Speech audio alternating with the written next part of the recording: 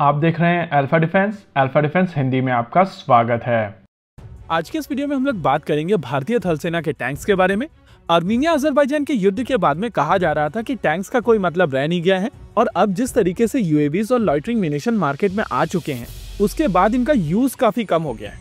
वैसे ये डिबेट काफी पुराना है कि कैनन ज्यादा पावरफुल है या फोर्ट ज्यादा पावरफुल है। ये डिबेट बहुत पहले से चलती आई है और ये चीज भी हम सभी जानते हैं कि आज की तारीख में भी अगर आपको टैंकिंग रोल के लिए कोई सिस्टम चाहिए तो वो सिस्टम टैंक ही होगा। सामने से आ रही हेवी एनिमी फायर को झेलने के लिए आपको टैंक जैसे भारी भरकम व्हीकल्स की आवश्यकता होती है, लेकिन इन व्हीकल की परेशानियां सिग्निफिकेंटली बढ़ गई हैं जब से लॉइटरिंग म्यूनिशंस और फर्स्ट पर्सन व्यू ड्रोन्स आ चुके हैं।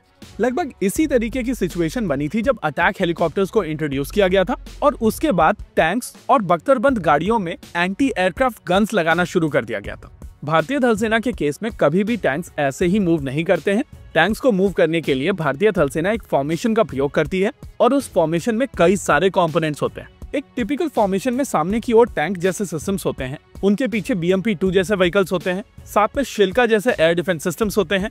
जरूरत के हिसाब से ओसा या तुंगुस्का जैसे सिस्टम्स भी साथ में मूव करते हैं और आने वाले समय में QR-SAM जैसे सिस्टम्स भी इनके साथ में मूव करेंगे। फिलहाल के लिए ओसा और तुंगुस्का जैसे सिस्टम्स को डिजिटाइज कर दिया गया है, लेकिन आगे चलकर विशराड के बेसिस पर सिस्टम बनाया जाएगा जो व्हीकल्स के ऊपर माउंट किया जाएगा। फिलहाल मिसाइल सिस्टम की टेस्टिंग चल रही है। एनीवेज, यहाँ पर बड़ी परेशानी है फर्स्ट पर्सन व्यू ड्रोन जो आमतौर पर स्वाम में अटैक करते हैं, यानी कि इतने सारे सिस्टम्स एक साथ आते हैं जिनको आप हार्ड किल मैकेनिज्म से डिस्ट्रॉय नहीं कर पाते हैं।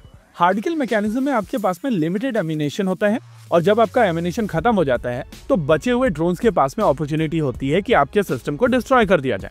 लेकिन इमेजिन कीजिए कि अगर आपके खुद के टैंक के पास में ही एक काउंटर UAS सोल्यूशन अवेलेबल है तो आपको ये दूसरे सिस्टम्स की आवश्यकता पड़ेगी नहीं और केवल लॉइटरिंग म्यूनिशन जैसे सिस्टम्स के लिए आपको शिल्का जैसे सिस्टम्स साथ में लेकर चलने होंगे। भारतीय थल सेना की तरफ से एक नया प्रोसेस इनिशिएट किया गया है जहां पर वो अपने T-90 और T-72 टैंक्स के ऊपर काउंटर UAS सिस्टम्स इंस्टॉल करेंगे और ये इंस्टॉलेशन कंप्लीट किया जाएगा अगले 36 मंथ्स के अंदर।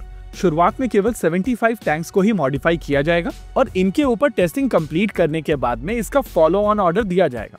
देखिए, इस समय देश में ड्रोन्स और काउंटर ड्रोन्स की भरमार है और इस समय देश में बहुत सारी ऐसी कंपनीज हैं जो ड्रोन्स बना रही हैं, साथ ही साथ काउंटर UAS सॉल्यूशंस भी प्रोवाइड कर रही हैं। हालांकि यहाँ पर एक परेशानी अभी भी है जहाँ पर बहुत सारे ड्रोन मेकर्स चाइना से सामान खरीद कर अपने ड्रोन्स बनाकर भारत में बेच रहे हैं और ये चीज मिनिस्ट्री ऑफ डिफेंस के लिए काफी कॉम्प्लिकेटेड हो जाती है क्योंकि बहुत सारे केसेस में भारत सरकार की तरफ से पहले से ही पैसे दिए जा चुके होते हैं। हालांकि अब चीजें बदल भी रही हैं क्योंकि एक कंपनी के ऑर्डर्स भारत सरकार की तरफ से कैंसिल किए गए थे और नेचुरल है कि जब इस तरीके का डिसीजन भारत सरकार की तरफ से लिया जाएगा तो उसका इम्पैक्ट दूसरी कंपनीज के ऊपर भी होगा।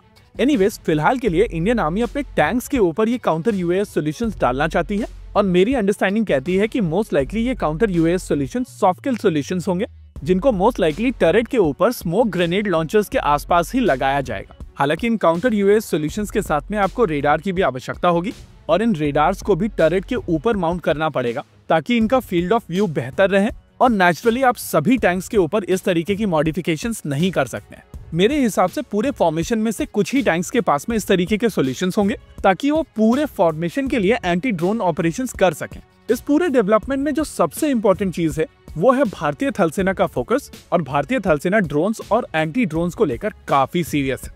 जिस तरीके के बॉर्डर्स भारत के हैं वहां पर ड्रोन्स काफी ज्यादा नुकसान पहुंचा सकते हैं और इसी वजह से अगर इंडियन आर्मी की तरफ से ये फोकस रखा जा रहा है तो ये ओवरऑल इंडियन आर्मी के लिए और भारत के लिए एक बहुत अच्छी खबर है। इसी के साथ आज के इस वीडियो में रखते हैं केवल इतना ही। वीडियो को अंत तक देखने के लिए धन्यवाद। देखते रहिए अल्फा डिफेंस। जय हिंद।